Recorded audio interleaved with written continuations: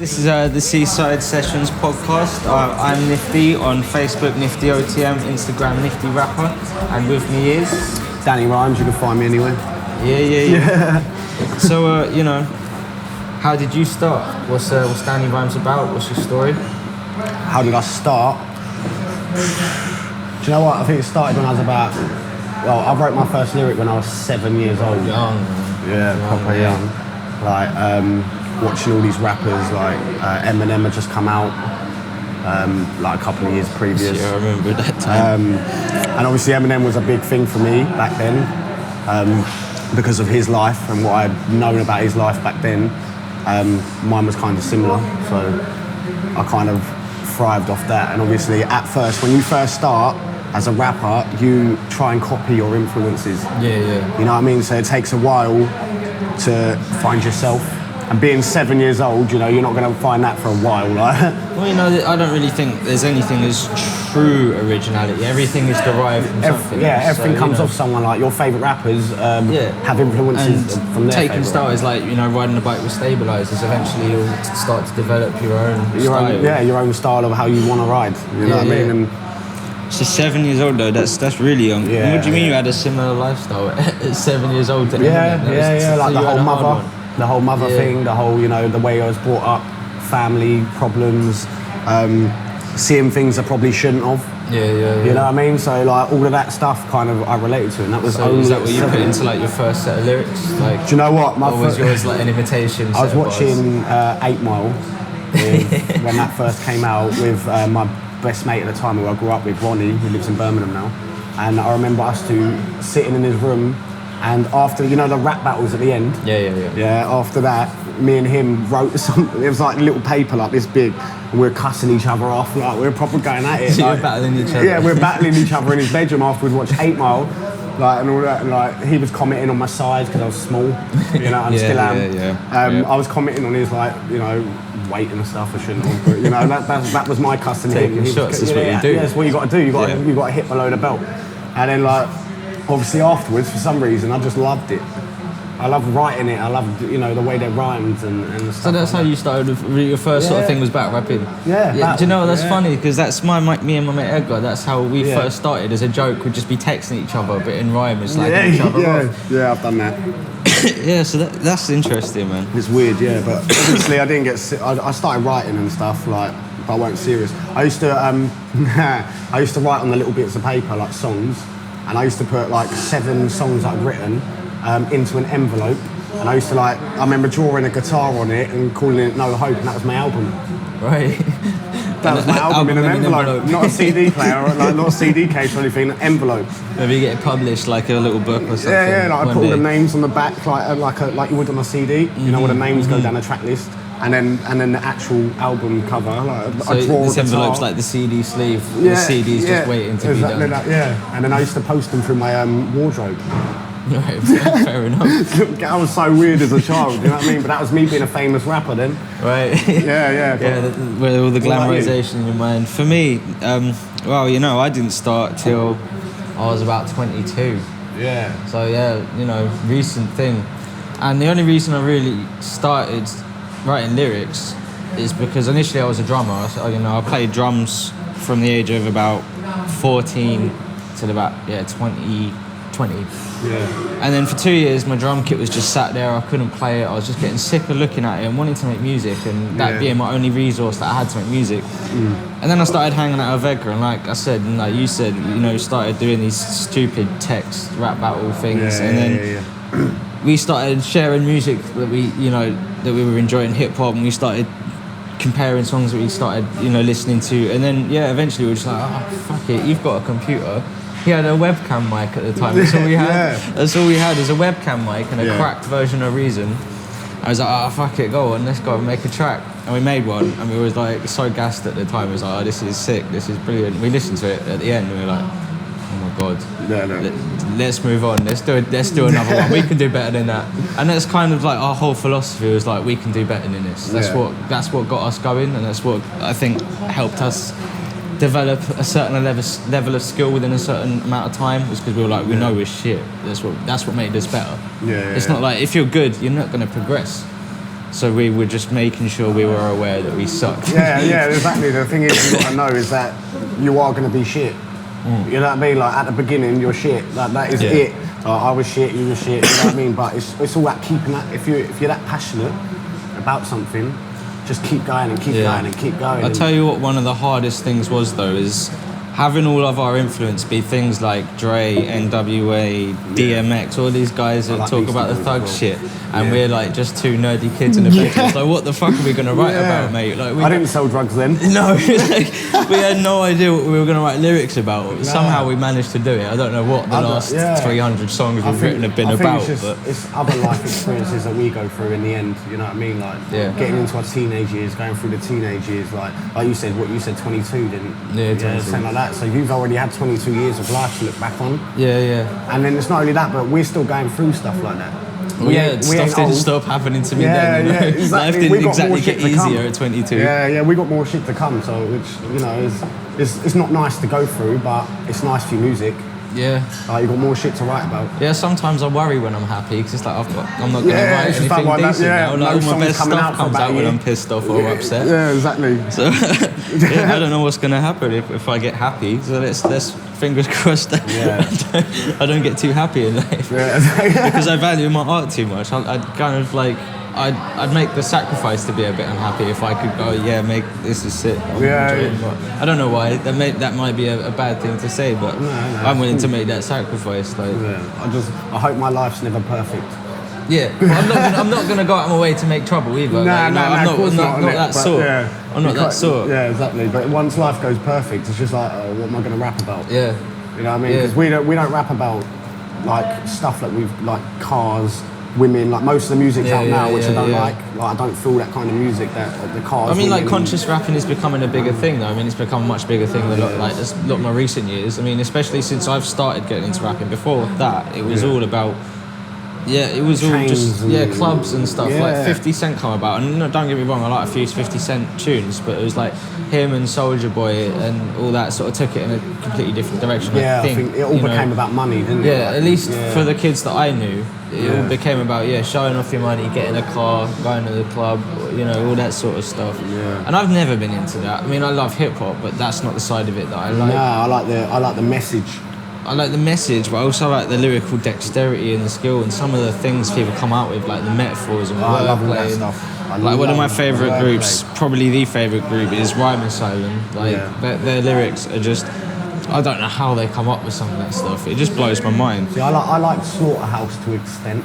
Slaughterhouse. I've actually heard of those. You ain't heard of those? Oh no, I have heard of those. Yeah, no, I have. American, right? Yeah. Joe Budden. I was thinking English people. Crooked Eye is one of my favourites. Royce the 5'9" is. Royce the 5'9" is sick. His lyrical ability is sick. Yeah.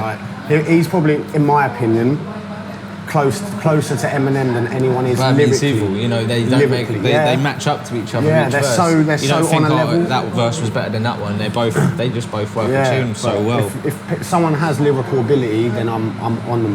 Yeah, I love them. You know what I mean? I'll check them out. I listen to their album all the way through without skipping because I'm all about lyrical ability. There's some that I do appreciate their lyrics a lot, like Tech 9, but I don't like a lot of Tech 9's music. I mean, I appreciate what he does. He's fucking insane. Yeah, he's skilled. But for some reason, I'm just not all that into a lot of his music. But I like the ones where he's collaborating. Yeah, it's quite a lot about speed, isn't he? Like his speed is ferocious. Especially in his more recent years. Like, I mean, when he was younger, it was all about speed as well. But I don't know. I felt his message a lot more when he first come out. Yeah, no, I think Tech 9 on a level. Not Logic. Token. Have you heard of Token? Oh, that guy that done the video with Tech 9. Yeah, he did that YouTube rapper song, bruv. He goes in, bruv, and he's younger than us. Is he? How old is he? He's 19. God, man. 19, 20, something like that. That was one of the things when I did start doing this. I was just like, am I too old to start this? Because every rapper has been like doing it for time. One Pro Green was 18. Pro Green was 18, but the Game, I think he was already like 30 or something. Like the Game got into it quite late. Yeah, so Eminem didn't make it to 26. Yeah. So he didn't get signed to Dre till 26. That's true. You're never too old, do you know what I mean? 20s don't matter. Yeah. It's all cushy. But yeah, I'm quite shocked by you, to be fair, because I remember you at school. Yeah. And you had like the long black hair still, like proper long down there. Proper goth boy then. You just seemed like someone that like don't take it personally, but I wouldn't chill with. No, people used to call me like Ozzy Osbourne, and like said earlier, Jesus. I used to call you Jesus. Yeah, like literally, like I said, that's why when I started drumming, I just like I wouldn't even go to class anymore, or I wouldn't even attend break time. I'd just get locked in the music room and just play drums all the time. Yeah, no, I don't think anyone saw this coming, and for me, it was a difficult thing to try and get out for everyone else. I didn't think anyone was going to take me seriously, being like the heavy metal drummer going like, I'm a rapper now, and everyone's be like, fucking what? I was like that though. yeah, you know, and I was fully aware of that. And the way I handled that might not have been the best way, because no one still managed to take me seriously for a very long time. But I'd done it in a way that I didn't care. Like, I don't know if you see the Rams Get a Records thing that we did. Yeah, I remember that. Yeah, like a lot of people just thought Harvey had lost his fucking mind. What is this kid doing? But He's just smoked too much weed now. It's not a bad thing to lose your mind. I think I had to lose my mind to actually create that bloody character, you know? It is creativity, you know what I mean? And I had to lose my mind to actually create Nifty. So going, you know, I've had enough of this. I need to do my own thing now. You know. So I remember it was last year when we did the Broadstairs show together. I can't remember the club. Macy's, was it? Or something like that. Something like that, yeah. I remember it was in Broadstairs. I remember you walking through saying, I'm performing, and I was just like, what, you? I remember you in school, like, you weren't rapping then, you weren't no rapper. And I was shocked, like, proper shocked, but I give you the time of day, you know what I mean? I said, let's see what you can do, because he's outside the box. He don't fit in, which is a good thing. His standout. Well, yeah, you know, that's something I've always tried to go for, is originality. Like, exactly. Even though I said earlier, nothing's truly original, but I still try, like, even my influences, I don't consider all them to be mainstream and stuff. So I try to stay original and still making use of the styles that, you know, I have from my heavy metal past and stuff. Like, especially in terms of image, you know, I don't look completely like fucking grime and all that shit. I'm not really into grime. Like, I like a few grime artists, like Bugsy Malone's fucking sick. Carla, I don't know if really people consider him grime these days. You're a fan of Righteous, isn't it? Mike Righteous is, that guy, that was the guy that started me properly. Yeah, Righteous, yeah. Why is that? I mean, like, I started listening to like Eminem and stuff, but like things where it comes to like multi-syllabic rhymes and rhyme schemes and flow was Mike Righteous. That's what really brought it to my attention. I didn't realise it later in Eminem. Do you remember the Hard Way mixtape Eminem? A Frantic Frank, English Frank, but Frantic Frank back then. That's when I first ever heard of Mike Righteous. Is it? Yeah, it was the Hard Way. It was called. You should try to get hold of it. It was sick. Yeah. Blood is my blood on that. That was a sick tune with Mike Righteous, Frantic Frank, or English Frank. English Frank's He crazy. was called Frantic Frank back then. What was it? The warm up. Have you seen that video? Yeah. I've seen all of English Frank. As soon as I watched that, I was like, what? Yeah. That's one guy I'd never fuck with. That guy's scary. Off his nuts, bro. Yeah, that guy's scary. But now I think out of all the rappers that are local, Thanet wise, Righteous is the one that's pushed. But he's made us believe that we can do it. If he can do it, because he had the same background from Thanet gigs, you know what I mean? Like, he's had the same background as us. I mean, like, the only way I thought I was going to make it, when I first started and I had every sort of hope in my body that I was going to make it someday, it was like listening to like Eminem's story, going, that sounds well difficult. Like, I've got to travel to maybe America, maybe to get, how am I going to do this, man? And then it's like, you hear about Mike Righteous, he just found some local boys he got in with, he got lucky, he got skill, he proved himself, and it's like, from Margate, we didn't think anyone around here was making it. But then sometimes it's about who you know. It is about who you know, because now I know a lot more people, and I've known a lot more people actually do kind of make it out of here, even if you've not heard of them. There are people still making moves. There is a few people that have made it out of here. You know what I mean? There is a couple that I never heard about. I mean, like, when I first started, again, looking up, I was trying to look for other rappers. I couldn't find anyone. No. Now, they're fucking Tenner Penny, they're fucking everywhere. I know I've found the scene, but like, the scene was quite hard to find initially. Yeah, until you get more and more into it, you come across them by accident. Yeah, and then others introduce you to others. Yeah, it's accidental, innit? Like, you meet someone who's in the same category as you, and then they know someone that's, like, bigger, and then they know someone who's bigger, and it's just like steps. So knowing people and stuff like that, man. So it's been a funny turn of events, this whole rap thing. Yeah, it's weird. But again, you got sometimes being a rapper yourself and being an artist yourself, you need to just think of yourself.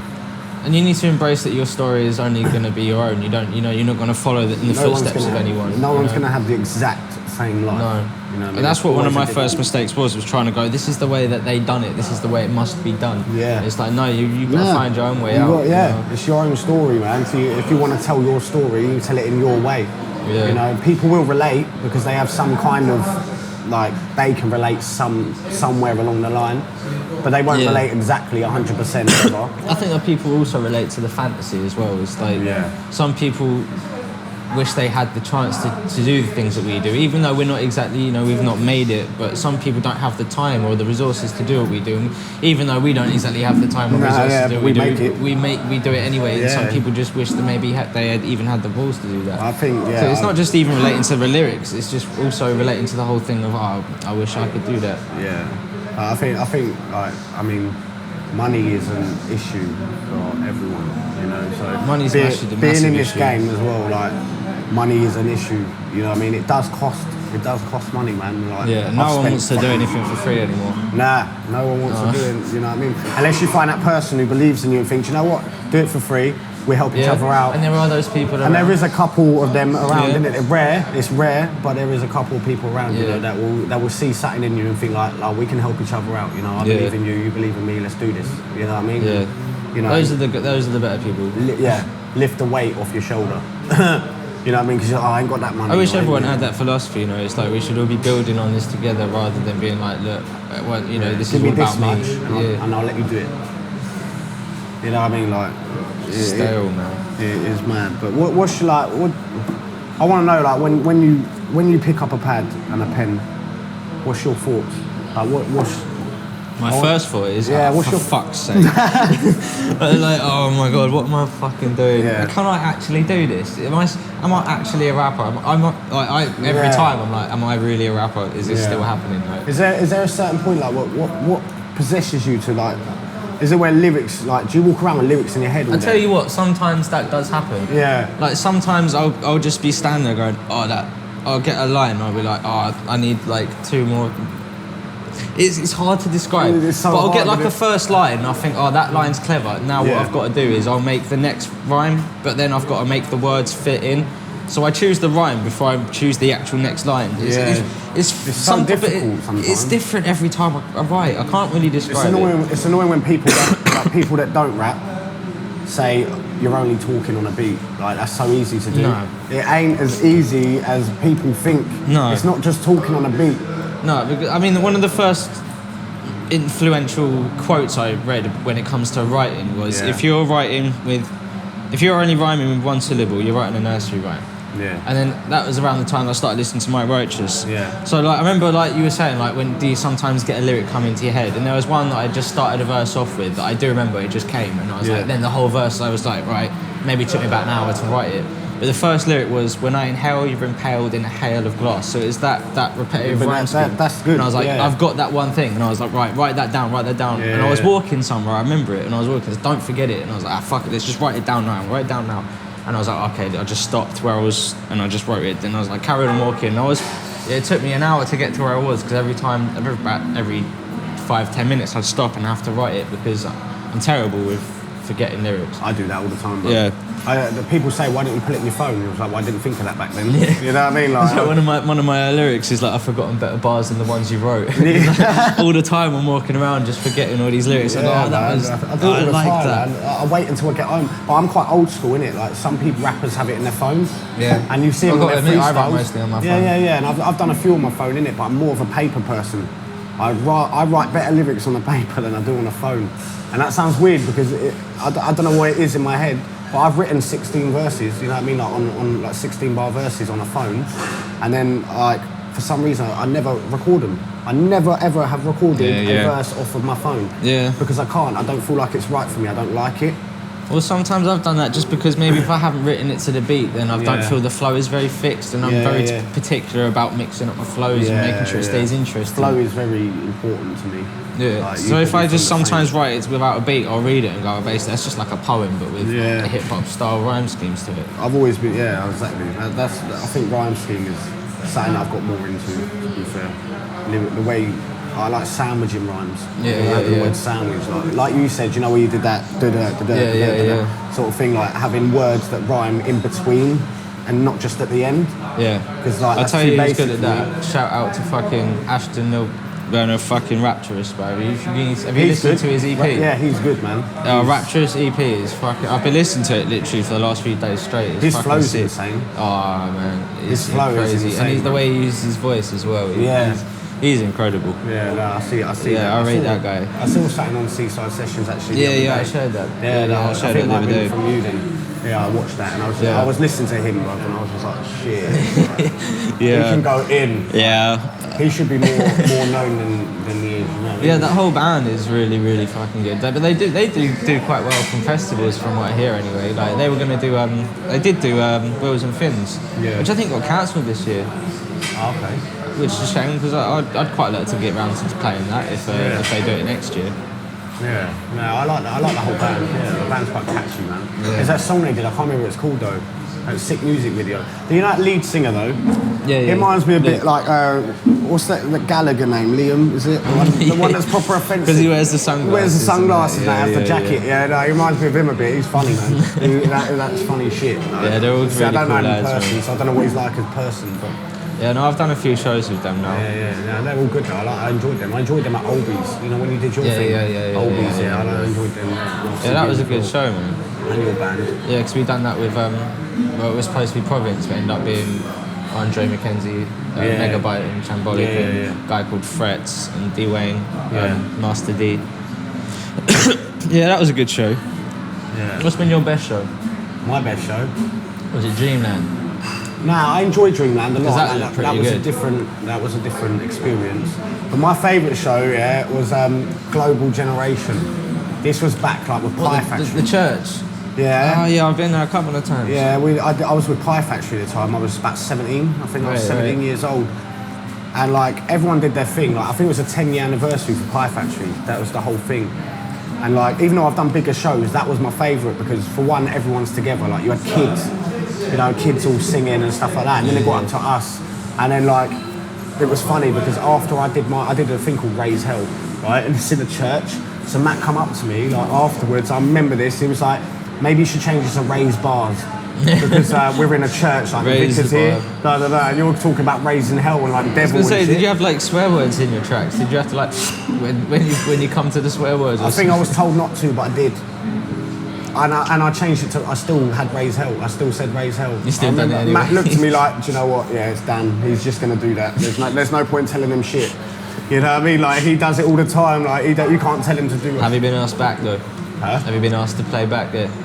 What, to Global Generation? Yeah. Nah. I'm probably not even surprised. Yeah, it was a bit mad, didn't it? But, like, Matt, I enjoy Matt. Matt's a big part in my career. The producer, Shank Marvin, he went by. Pie Factory, man. I never actually been involved with Pie Factory. He took me to... I think I was too old by the time I started. Yeah, see, I was young. That's where I started. So, like, we did like a South Coast tour with Raw Roads from Brixton, and and it finished in Brixton, and Matt took us to Brixton, and I did a show there as well in Brixton, and then the people there asked me to come back and record a song. So I went to their studio in Brixton and recorded a song called Ghost, right? And Has that got a video? Yeah, I was under the name Daffers then though. Oh no, that was an old one. I'll have to send you it, innit? Yeah, I'll have a look at it. It was just, literally we blacked out the whole room and then like we put like a blue and red light. So it was like my face was bright up red and like blue and that. So, but yeah, they asked me to come back and record, man, and they were really cool, but I was going to work with them more, but I ended up in prison. So. Fucking hell. It was funny actually because I met Matt like a week before I had court. And I was like, I need to record this song. Like, I'm on bail at the moment. Some shit has gone down. Like, I've wrote about it. So that was a quick process then? Yeah. And then obviously Matt said, come next week. So this was like the day after court. So there's me thinking I ain't getting sent down. Like, you know what I mean? Like, and I was like, let's do it then. So we booked it for the Wednesday. I've gone to court Tuesday, but I've 8 months in prison. I was just like, no. So you didn't get in touch with him after you came out? We spoke and bumped into each other, innit? But I think because me and Charlie met back up. Right, so you had other things to do. Yeah, me and C-City, we he lived in Chatham, I went to him and he bought a mic for his studio and we started recording. And I think it's moving on process, you know what I mean? So how did you meet C-City, Charlie? Charlie, we met at Pie Factory. Right, we was about 14, we was about 14 years old. So you've been working a long time then? Yeah. I remember him. He was with a girl, a singer at the time, called Joanne, and he was on the piano, playing the piano because he's classically trained, and she was singing, and then I had this verse in it, so I came in with this verse like on the piano, and him and Drifter was there as well, told him Drifter, and they was like, yeah, that's a nice verse, blah blah blah. And then we ended up writing a whole song called Love Is Blind, and then we did another one called Can You Hear Me, and then Charlie disappeared, and I was like, where the fuck's Charlie? Like, we made some good music. And I found out from his missus at the time that he had gone to jail. He'd gone to jail. He had gone to jail. And then, how are you? Yeah, so I'm looking for him and that, and you know, I'm posting on his wall like, I'll break you out, bruv, don't worry, you know, all that shit. And then when he's come out of jail, he's looking for me. I'm in jail. You know what I mean? So he's looking for me and that, I'm in prison. And then when I get out, I finally got a message from him. You know what I mean? And we finally met back up, you know, and we started making all this music. Bloody hell, what yeah, it's mad. He's mad, man. Yeah, he was in prison for like 2.5 years, I think it was. 2.5 years? Yeah, he did 2.5 years, something like that. And then I was in for 8 months, you know what I mean? So yeah, it was a bit... You got off lighter than he did in the end then? Huh? You got off lighter than he did in the end? Yeah, I got it off. Yeah, I got off a bit. So what, you went to prison after he did and got out after you? Yeah, I don't know. I think he might have been out when I went in, but I think because we had so many profiles and shit, like making new profiles disappearing, going off radar, we couldn't find each other. So he was messaging my old profile, you know what I mean? Doing the same thing? And I was doing the same thing, you know what I mean? So it was a bit, it was a bit of a madness. And then eventually he found my new one. Like when I just got out, literally weeks after I just got out of prison, I got a message from him. And then yeah, he told me he's funny though, man. He was in the news and everything because he escaped. He actually did escape. You see with Joey putting on his wall about breaking him out, and he actually escaped, man. He spent a week on the run, and then he got caught in a stolen car. I think it was a stolen car, something like that. I don't know. And then he went back for how much long? I don't know that side, but I know he got transferred to Newcastle or something. Funny. Yeah, he got transferred to Newcastle, man. But yeah. Wow.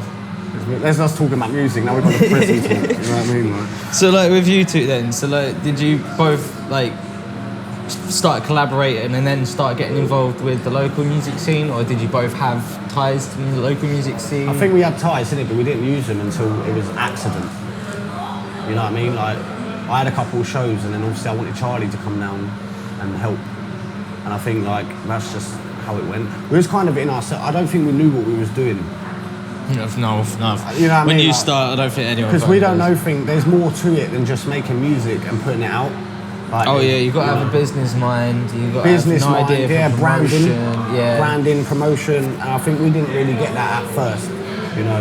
And Charlie's better at that than I am, because I'm more just lyrical. I'm lyrics. I'm songs. You're the artist. I'm the artist, yeah. But he's quite good with computers and stuff like that. You know what I mean? He's good with the branding and the thought process and stuff like that. So I mean, he produced a lot of it. We got a song coming out next week. I think it's next week.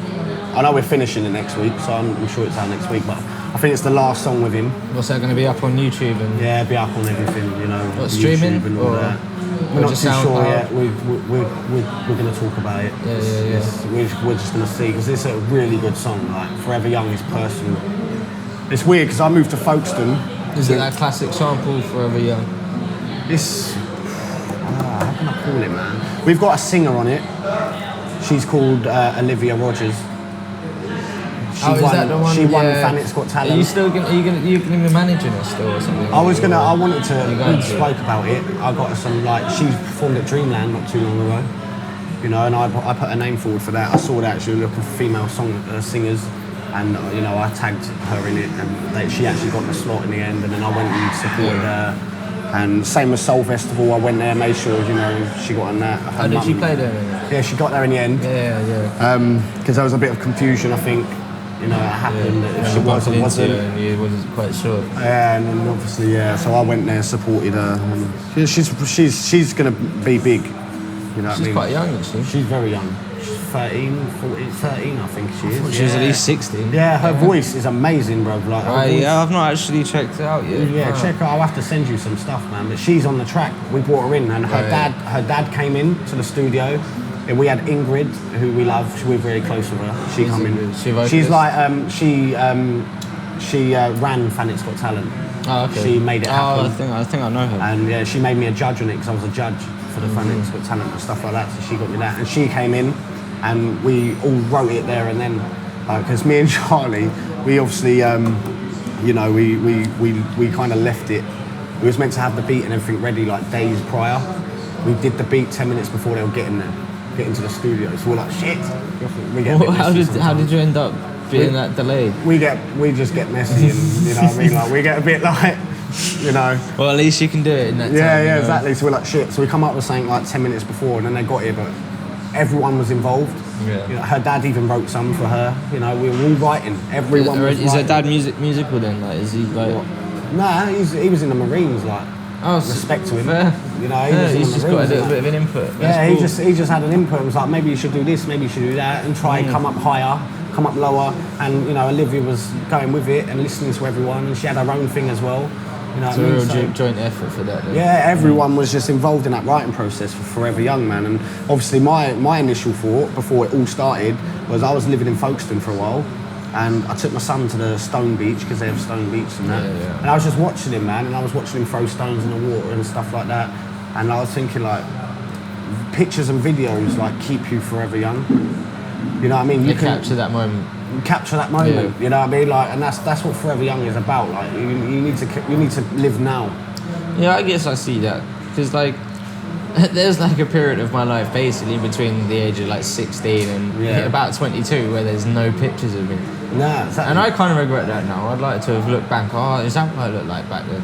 Yeah. But I was shy. Just remembering moments, man. That and cherishing. You know, obviously, me having kids, like my son's a big part of my life. I had him at 16. I was only 16 when I became a dad. So I left Hearson School, and then 2 months later he was born. So it went straight into like, let's go and have fun, be it like turn 18, go out clubbing and doing this. You got serious straight away. I was a dad straight away, you know what I mean? I had to go work straight away, like, and it, you know, it was hard. What age was you when you got your first like stable job? 17. 17, what was you working? I hated it. Thanet waste, recycling, fucking shit. Well, like the bin men, like on the trucks and stuff. They were part of it, but then I weren't part of that. I was on the conveyor belt. And all the shit would come through on the conveyor belt, and you've got to separate it. So you've got plastics, you throw into the plastics, wood, clean wood, dirty wood, throw into It was horrible. Just standing still all day, sorting stuff. Yeah. But that was when because obviously I was quite a popular kid at school. All the way through my school years, I was popular, you know, I rapped and that. I went to work, and that was when I first ever experienced being bullied. You felt like shit then? Yeah, I was 17 years old, you know, I can't say names, but like people in their 20s, throwing wood at my head, bricks at my head, saying this and that about me. You weren't used to that? Nah, because I was the popular kid. You know what I mean? I did the bullying. So it was a bit of a dent to the ego. Yeah. But it prompts me to go to people that I bullied in school and say sorry. Right. You know what I mean? So it was a good thing. That is a good thing. It was a good thing that I A lot of people that. could, might not have learned from that at all in any way. You could have just become even more bitter or something. I started speaking, like, I had friendly chats with people that I hated in school because of who they were. They weren't my level. Yeah. And I bullied them, you know what I mean? So I felt so guilty, so bad, like, this is me now, I'm the small guy. Like, you know what I mean? Like, that's good that you felt that. You know, some people could, like I say, could have just turned completely bitter and not even recognise that.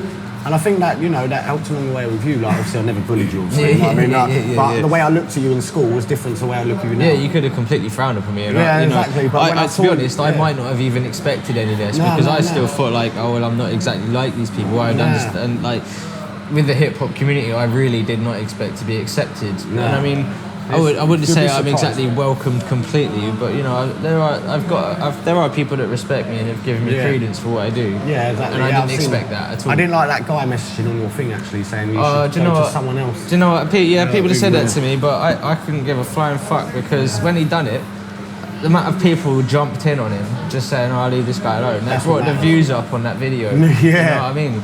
Just because the amount of people jumped in and was like, oh, what's going on here? And people watched the video. At the end of the day, man, if you want to do it, just do it. Fuck whatever. Yeah, that guy don't bother me in the slightest. Yeah. Well, if you got the stick, you know, my mate Edgar always said this to me, if you know, you can do something and if it's just meh, no one will say anything. But like, if you're doing something, people might be jealous or whatever, but if you're doing something and someone's got they feel like they're going to dedicate the time of day to complain about it, then you're obviously doing something that people feel they have to strongly voice their opinion on. Yeah, why not? Yeah. You know, some people do stuff and no one cares. But then, you know, if you've got someone complaining, someone's obviously got a passion, even if they're annoyed about it. You're getting views and they're going to bring views. Like we mentioned in that comment thread, wasn't it? It's like people talking about Eminem. The only people that really talk about Eminem nowadays are people that are just moaning about him. Yeah, they're just moaning about him. Same thing with him and Justin Bieber and Ed Sheeran. Everyone that's moaning about these people all the time, they're just bringing more attention to these people. Yeah, I like Ed Sheeran's new album. You know, he collaborated with everyone. I think that was sick, man. Like the fucking. Who's your favourite rapper now? Like who would you listen to most now? Who am I listening to most now? It's a difficult one because I'm listening to both. Well, I'm still listening to Rhyme Asylum right now, so it's like that's a group of 3 rappers. Yeah. But yeah, those are the guys I'm still listening to the most now. I go in and out of phases, but I'm not very well read as a hip hop artist. I don't know very many rappers. Yeah. But like I go through periods. If I hear an album, I like the song, I'll listen to that whole album on fucking repeat for ages. I won't listen to like playlists and stuff. I listen to an album repetitively. I study it, take what I can get from it, and then I'm like, right, I need a new challenge now. You know what I mean? See, I like H. Yeah, I've heard about this guy. I've not checked his stuff out. Yeah, but I've heard about him. I like his. Obviously, he's quite young as well, bro. He's only in 19, 20, I think. 18, 19, 20. And Charlie actually introduced me to him. Right. He sent me, like, oh, look at this guy. I reckon this guy's going to pop. Is he a grime or yeah, I think so. He's from Manchester, isn't he? Like, he's a Manny rapper, bro. But I think, like, Charlie was right. His instinct was right. Like, he did pop. You know, everyone started talking about him after he mentioned it. But fucking...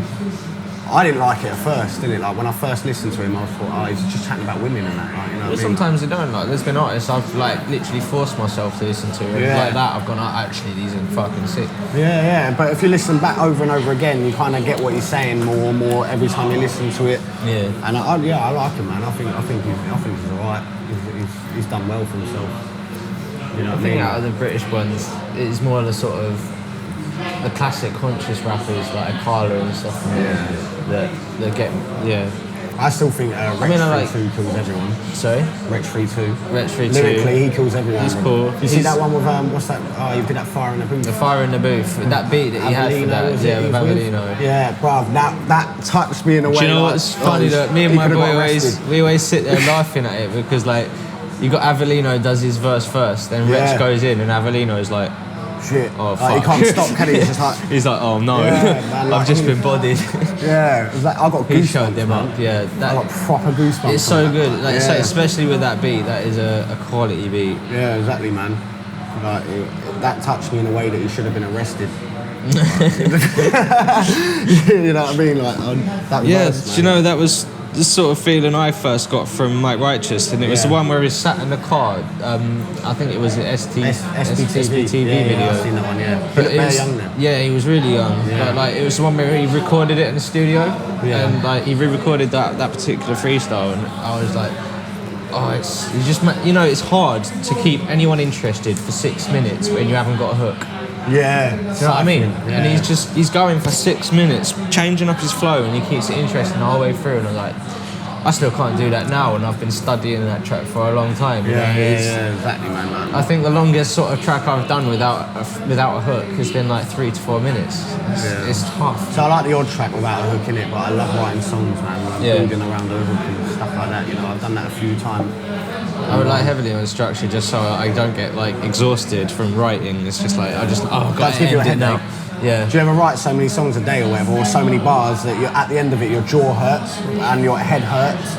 I get to the point where it's like I'm just like I'm fed up of this. I've done it now. Like you know, I wait till I get to the end, but maybe about halfway through I'm going, all right, this is becoming a chore now. Yeah, I need a coffee and a fag. Yeah, like say like the first bar came to my mind like that, and then the rest of it's like, okay, now I'm really trying to force my way through this. Yeah, definitely, man. I don't know how I've done half the songs I have. I don't know where they came from. Like the heartfelt ones, I can understand those. You know, the ones where you're in the moment, but the ones where I've just sort of drawn from imagery and metaphors and wordplay. I don't know how I done that at the time. Those things just happen. I don't know. So what do you want like out of it?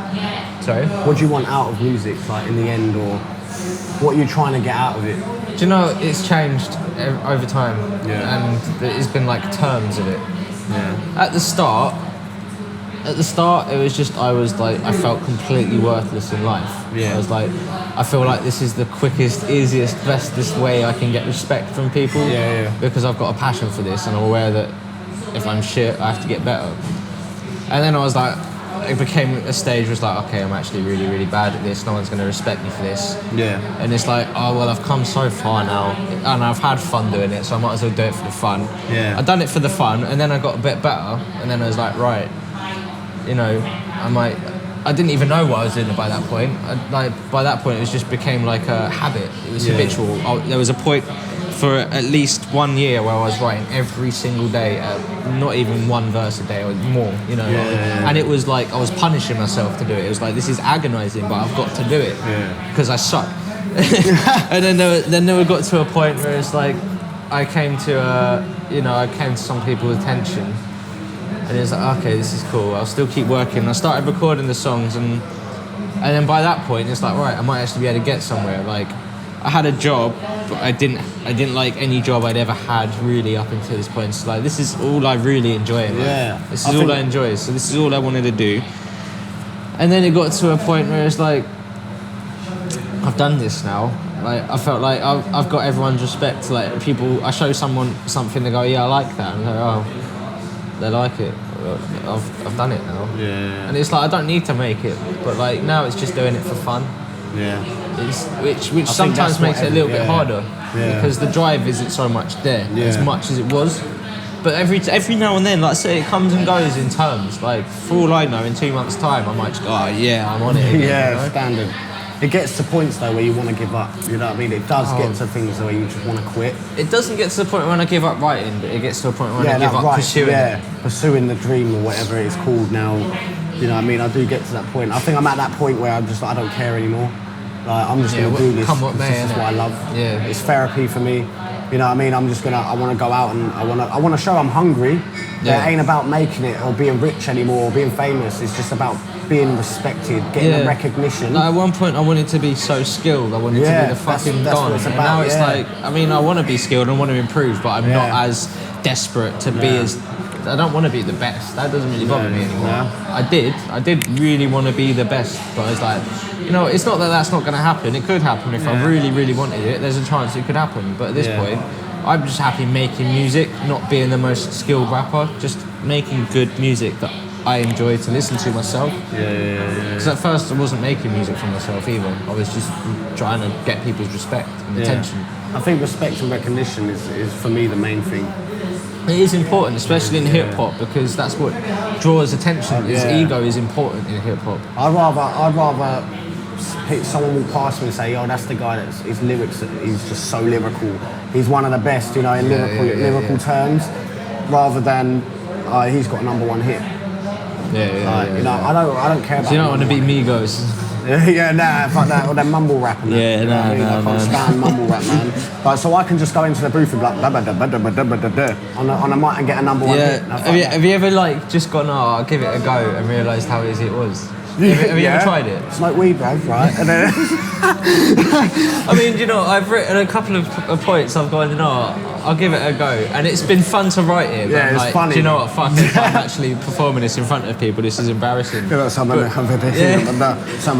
got that same feel flow. Like they can get away with it. Yeah, but they're just on syrup and lean, bruv. That's what I mean. It's easy to imitate that flow, but I don't feel like I can do it. It's just like, why though? Like, it's been done so many times. It's not clever. Sort of shit, man. You know what I mean? Yeah, it's not clever.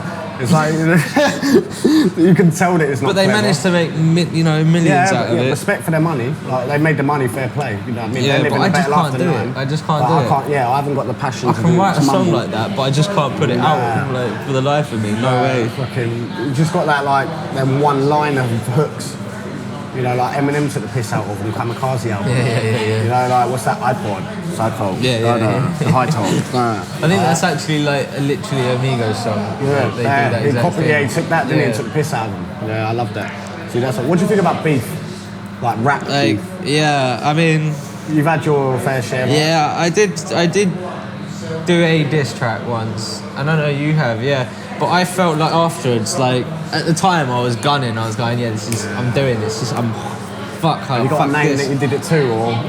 Yeah, I mean we've talked it out, so I'm sure she'll be alright. Oh yeah, I know who you're. We end up talking it out. It's that Danny Church. Yeah, she's cool. Yeah, we've spoken about it since, but at the time I was all for it. I was like, fuck this, I'm going now. Like I'm doing this. I wrote the tune over a period of like 3 days. Did she reply or did she do something? She did reply, but her reply was kind of strange. She released a song that I wrote that I hadn't finished yet, so it was rough. Like it was rough, really bad. It's still up actually because I was just like, oh, alright. But that was her reply. Was she just released the track for me? Oh, okay. But let's say we are cool now. Yeah. But yeah, after I'd done it, I was like, I think I've done that now. Like it's kind of petty. It doesn't feel like, oh yeah, I'm the king of the castle now. It kind of feels like, oh well. Been there, done that. Yeah. What, did you watch mine? Yeah, I did watch this because you've done a video for it as well. I did a music video for it, everything, man. I went in on him and he never replied. That was well funny. Yeah. What did you like about it? Did you like it? I can't remember now because it was a while ago. Yeah, but I remember there was some fucking punchlines that you threw in there that made me laugh. Yeah, no, I have to. Where did you film that? That was out in. You know the bandstand in Cliftonville. You go. Cliftonville. Oh yeah. We was looking for a location for ages that morning, me and Charlie, right, and eventually we came to the bandstand. I was like, yo, look all this space, man. I can go around it, on it, You know what I mean? So I was like, yeah, let's do it here. There are so many places people can use in Thanet for videos that haven't been used yet. Yeah. People just tend to use the same spots all the time. Yeah, you got to venture. You know what I mean? You got to venture around, but at first, innit, like I was just sitting down on the steps, doing this Be Richie diss. You know what I mean? The warning shot, and I was like, oh, this is kind of boring. Like, you know what I mean? Like, I'm gonna get up and let loose. So I get up and I'm doing all this, like, you know, the bar about the grapes and take the G out and it becomes and commit 7 or 8 rapes. You know what I mean? And I did that little thrusting shit and you know stuff like that. And I kept talking about his bird and that because I rang up his bird when we were beefing. I got hold of his bird's number. I rang her up. She gave me all the information on him. So I wrote a diss off of her.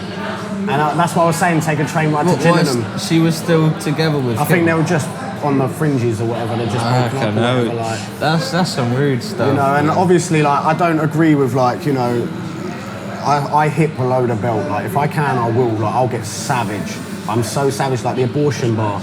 Like, she aborted his kid, and I bring that because the whole beef started over him taking the piss out of my kid, out of my 7-year-old son at the time. That's how it started. So I was like, all right, I'm gonna punch you where it fucking hurts. You know what I mean? There's and I did, like, for 3.5 minutes straight in, like, you know, being cocky and arrogant. And I do remember sitting with Edgar and just going, have you seen this? But, like, we did an audio, innit? What prompted us to the music video, right? We did the audio and put the audio up on its own. And he reported it on YouTube. And I got my first strike on YouTube. And if you get 3 strikes, you get banned from YouTube. He reported it because he had a bit of his song at the beginning. Right, so that's how he got an extra stand-up for that. Yeah, because he's proper shit. Right? Yeah, he's proper shit. He's proper shit, right?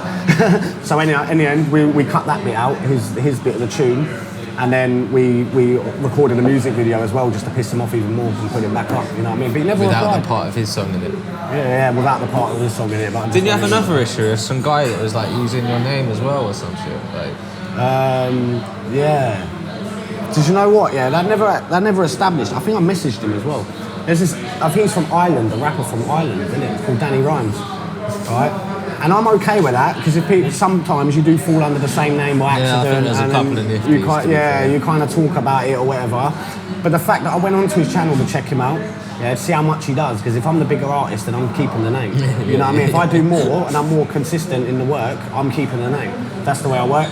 So I went onto his channel and checked him out. He had one of my videos on his channel. Yeah, really? Like he was him. What a cheeky kid. Yeah, it was just a freestyle video in my front room back years ago. Yeah, but it blatantly weren't him because he's got something on there that you can go on to. Do you even look alike? Nah. And you could tell by the accents. You know what I mean? Like, he's Irish, I'm English, you know what I mean? But so did he have like videos of him showing his face on the channel? Yeah, he had like a radio station thing on there, like, where he's on a radio station, like headphones, freestyling, something like. How did you think he'd get away with that then? Fuck knows, but yeah, he uploaded my video to his channel and put it onto his channel, and I was like, what the fuck is this? I messaged the guy, I ain't heard from him since. So yeah, so what you got coming up next? What's future Nifty and? Yeah, well, for Nifty, I mean, we're going back into the studio. You know, towards the end of the month, I'm going back in the studio with my guitarist. We're going to record a couple of things. Also, going to do a song with Marilyn Sky. She's going to feature on one of my upcoming releases. Yeah. I'm also working on my next song, Terminally Lyrical, which will be coming out as soon as I've got the artwork ready. I like that name. But it's a song I've been working on for a good sort of year and a half, I think, that one. I mean, I recorded it a long time ago. It's supposed to come out. But yeah, other than that, yeah, just, you know, carrying on getting some gigs with me and, you know, working with the live band and stuff. Yeah. I mean, yeah. We're still keeping afloat. What about you? Have you got much coming up? Well, keep me updated on that stuff. Will do. I want to keep updated. Me, I've got a track coming out with Olivia, which I told you about, called Forever Young, in the next 1-2 weeks. And I'm writing an album. It's called Awake When I'm Asleep. And you're just starting with lyrics for now, huh? I've written half of it. Without beats, or? I've got beats, but you know, it's some are references, some, you know, it's just some are without a beat. You know what I mean? It's just ideas I'll put together more along the way when I go into the studio. But wake till I'm asleep, or when I'm asleep, is it's really weird how it come about. I actually had a dream. This sounds really weird, but I had a dream one night, and at my new place, and then I dreamt about the lyrics and stuff. It was really weird. I remember I was in a white t-shirt and jeans, and I was in the studio. What, white jeans? Huh? What, white jeans? No, white t-shirt, blue jeans. I remember, it's weird how I remember that. And then I was rapping these lyrics and stuff like that and made an album. You know what I mean? I didn't have the name, obviously, on it, but in the dream. But yeah, I woke up and then I told Charlie about it and told a few other people. And then I put a thing up on social media, what should I call it? And for some reason, everybody chose Awake When I'm Asleep. And it's weird that I was having that dream when I was asleep. So it was like I was awake when I was asleep. I can't say that's how it came out. Yeah, so obviously I'm writing that, but I mean, I'm gonna make it slow, you know, slow sort of. Take your time, I need it to be really perfect for mine, you know, at times. And there's gonna be a lot of personal things to talk about, you know what I mean, as well as going in as well, having fun with it at the same time. Serious ones and ones that you just being hungry fun with. And showing off the skill, but showing off your songwriting and storytelling as well. Your depth of character. Yeah, exactly, man. So, well, I guess that's it from us, yeah? Yeah, this is, I've been Nifty. This is Danny Rhymez. That's the one. Thank you for listening to the Seaside Sessions podcast. Peace. Hey. We got no choice. Nah, we got no choice. Yeah. Listen, check it. Life a bitch, I'm underneath her, but I feel like I'm on top. My dick hard not soft, cause I would never flop. Feel a buzz, I'm coming up. Feel like I'm just double drop.